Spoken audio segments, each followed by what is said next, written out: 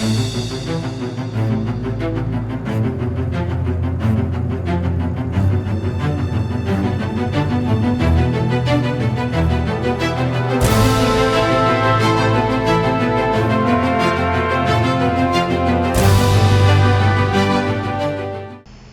ready for him to get what he has coming to him and what he's had coming to him for a long time. My heart goes out to his family.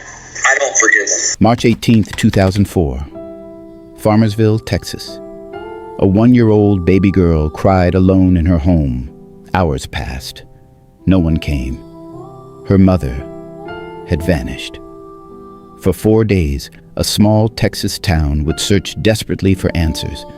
And when those answers finally came, they would reveal a nightmare no one saw coming.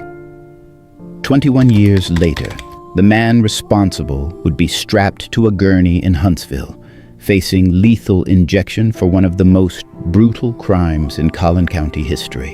Former classmates, a sadistic murder, a confession that led police straight to a burned body. But what really happened that night in Farmersville? And why did a man with no criminal record become a killer? If you're new here and you're drawn to unfiltered true crime stories that refuse to fade into silence, subscribe, turn on notifications, and join a community committed to uncovering the cases others would rather forget. In 2004, Rachelle O'Neil Tolleson was just 20 years old, a young mother trying to build a life in the town she'd always called home. Her world revolved around one thing: her 1-year-old daughter. Just a few miles away lived Moises Mendoza, also 20, a laborer, quiet, unassuming. Born in Mexico, Moises had been brought to the United States as a child. He grew up in the Farmersville area, attended the local high school, and worked hard to make ends meet. No criminal record, no red flags, nothing that would make anyone in town look twice. But Moises and Rachelle, they knew each other. Former classmates at Farmersville High School. 2 young people, same age, same small town, same school. March 18th, 2004. Night falls over Farmersville.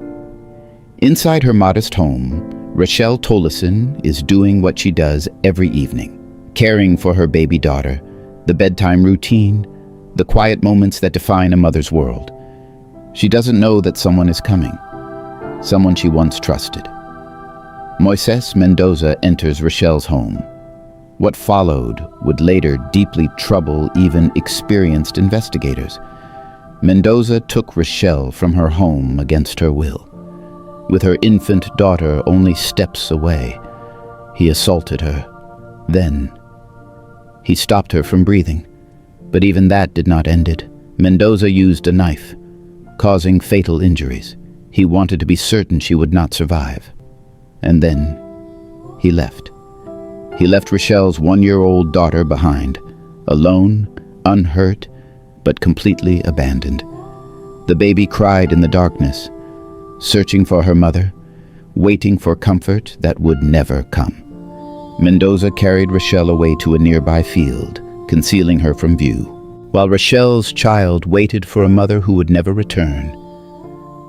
The sun rose on March 19th, and Farmersville awoke to the realization that something was terribly wrong. Rachelle Tolleson was missing. Rachelle's family realizes she's gone. Panic sets in. March 20th. The small town of Farmersville mobilizes. Neighbors form search parties. Friends plaster missing person flyers on every telephone pole, every storefront window. Have you seen Rachelle Tolleson? 20 years old, mother of a 1-year-old, last seen at her home. But no one had seen her. No one knew where she'd gone. The baby girl was safe, staying with family. But the question that haunted everyone was simple and terrifying. Where is Rachelle?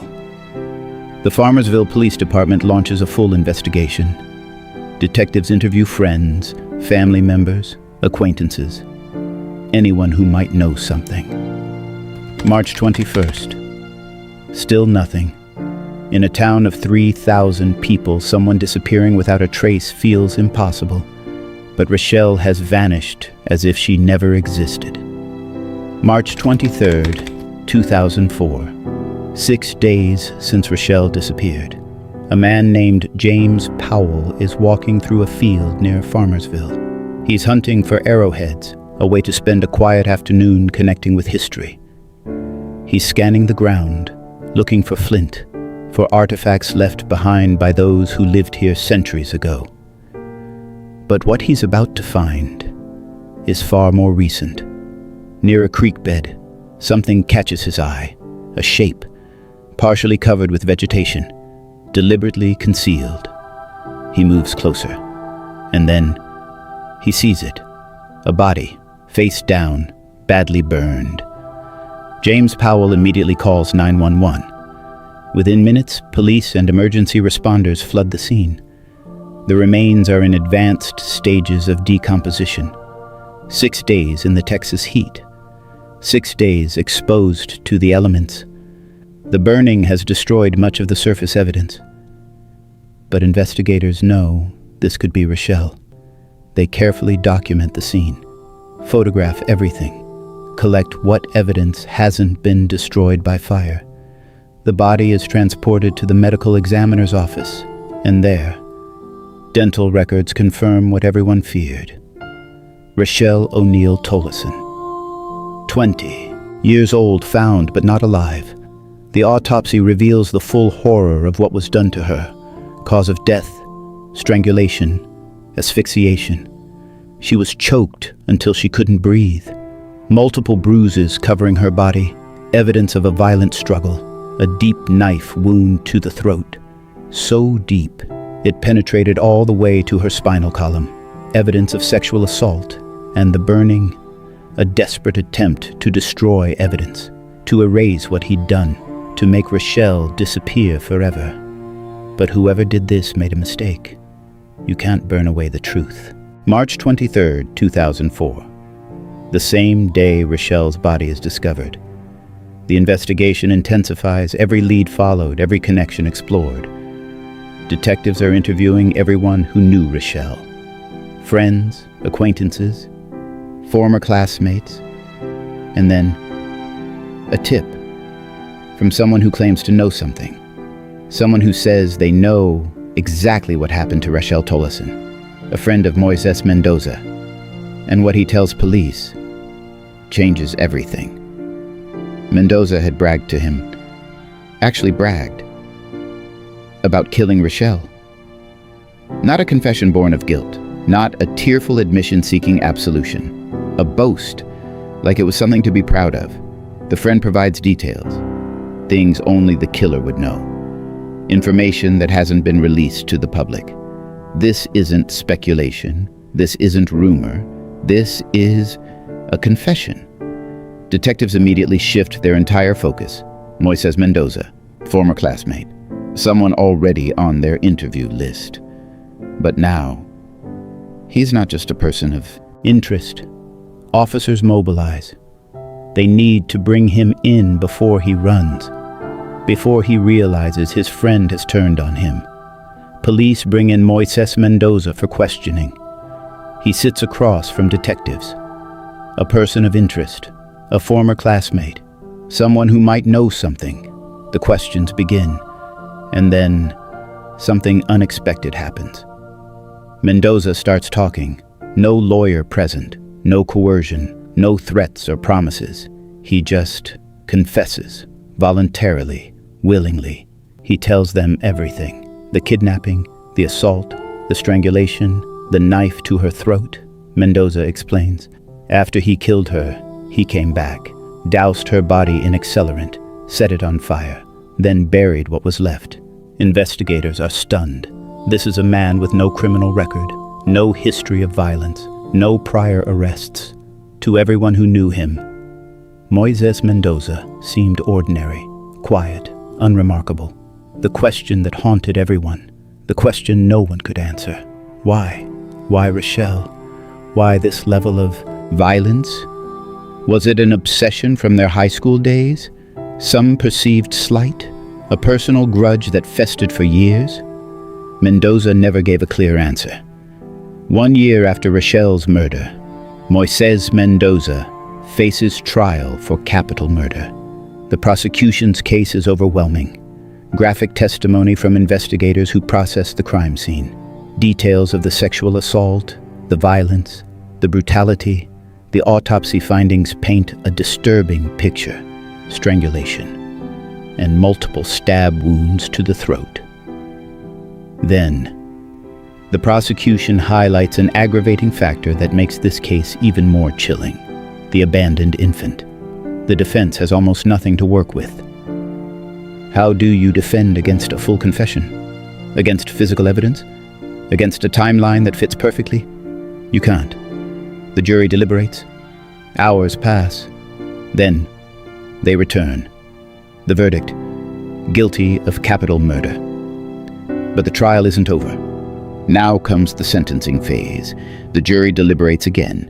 Their decision: death by lethal injection. Moises Mendoza is 21 years old when he's sentenced to die. He's assigned inmate number 999498 by the Texas Department of Criminal Justice. He's transported to the Polunsky unit in Livingston, Texas. Death row, a 6-by-10-foot cell, 23 hours a day in isolation. No physical contact with other inmates. No contact visits. This is where Moises Mendoza would spend the next 2 decades of his life. 7,300 days. Waiting. Mendoza would spend the next 20 years awaiting his fate. State courts uphold the sentence. Federal courts uphold the sentence. Appeals courts uphold the sentence. The system had spoken. Justice must be served. By early 2025, Mendoza's legal options are running out. April 2025. One final hope. A petition to the United States Supreme Court, the highest court in the land. 9 justices. The last possible chance. If they agree to hear his case, execution is delayed. If they deny it, the wait is over. As Mendoza's execution date approaches, the battle lines are drawn. On one side, those who believe killing Mendoza is wrong. Amnesty International releases a statement condemning the execution as a violation of human rights. Death penalty abolitionists from across the country rally to his cause. An online petition on Action Network spreads across social media. Thousands of signatures. Comments flood in. He was only 20 years old. He confessed and cooperated with police. He had no prior criminal record. Possible intellectual disability. The question they ask cuts to the heart of criminal justice. Does someone who confesses deserve mercy? But on the other side, a different argument. Victim advocates focus their attention on one person, Rachelle Tolleson. Texas Attorney General Ken Paxton doesn't mince words. He calls the murder sadistic. They emphasize the brutality, the sexual assault, the strangulation, the knife wounds, and they remind everyone about the baby. Girl, left alone, crying, motherless? Their question is just as pointed. What about justice for Rachelle? Cable news debates rage. Twitter threads go viral. Think pieces multiply. And then, a number emerges that stuns people. The cost of Mendoza's execution preparation since late 2024, over $775,000. Drugs, legal fees, security, administrative costs, $750,000 to end one life. April 23rd, 2025. The Walls Unit. Huntsville, Texas. This is where Texas conducts its executions. A red brick building that's seen hundreds of last breaths. For Moises Mendoza, this day has been coming for 7,671 days, 20 years, 10 months, and 5 days. His last day begins like any other on death row. But everyone knows this one ends differently. Final meals, final visits, final goodbyes. 6 p.m. Central Daylight Time. Guards escort Mendoza from his cell to the execution chamber. Inside, witnesses have already gathered. Rachelle's family members. They've waited 21 years for this moment. Prison officials, media representatives, the warden. Mendoza is brought in, age 41 now, 2 decades older than the young man who committed murder. He's strapped to a gurney, arms extended, cruciform position. IV lines are inserted, one in each arm, back up in case one fails. The warden steps forward. Texas law requires he offer the condemned a chance to make a final statement. Mendoza speaks. His voice is quiet but clear. I am at peace with myself and my God. To Rachelle's family, I am sorry for the pain I caused. To my family, I love you all. He closes his eyes, whispers a brief prayer. The warden signals. In the adjacent room, hidden from view, the executioner activates the IV. Pentobarbital begins to flow. A single drug, a barbiturate. It will shut down his central nervous system, then his respiratory system, then his heart. Mendoza takes a few deep breaths. His eyes close. His chest rises, falls, rises, falls, and then stops. 6:27 p.m. The physician checks for a pulse, listens for a heartbeat, shines a light in unresponsive eyes. Time of death, 6:27 p.m. Moises Mendoza is pronounced dead at the age of 41. Rachelle's family members stand. They've witnessed justice as they see it. They leave the room without comment. Some things don't need words. The third execution in Texas in 2025. 41 years old. The same age Rachelle would have been had she lived. March 18th, 2004 to April 23rd, 2025. 21 years. From the night everything changed to the moment the state said enough. But this story doesn't end in Huntsville. Somewhere, Rachelle's daughter is now 21 years old, the same age her mother was when she died. She grew up without ever knowing her mother's embrace, without hearing her voice, without a single memory of the woman who gave her life. One night of violence in 2004, and the ripples are still spreading. Back in Farmersville 21 years later, the scars remain. A small town that watched one of their own become a monster, that lost one of their daughters in the most brutal way imaginable. The questions linger. Does confession matter in sentencing? Should it? Youth versus accountability, where do we draw the line? The death penalty debate continues. It always does. Some see justice in Mendoza's execution, closure, balance restored. Others see only more death, state-sanctioned killing, a cycle that never ends. There are no easy answers. 2 families forever changed. Rachelle's family, who lost a daughter, a mother, a sister. Mendoza's family, who lost a son, a brother, not to death, but to his own terrible choices, and then finally to the executioner. Could this have been prevented? We'll never know. What we do know is this. Rachelle O'Neil Tolleson was 20 years old, a mother, a daughter, a friend. She deserved to see her daughter grow up. She deserved to live. And somewhere, a 21-year-old woman carries on without her. If you want more deep dive investigations into cases like this, the crimes, the trials, the human stories behind the headlines, make sure to subscribe and hit that notification bell. Thank you for watching.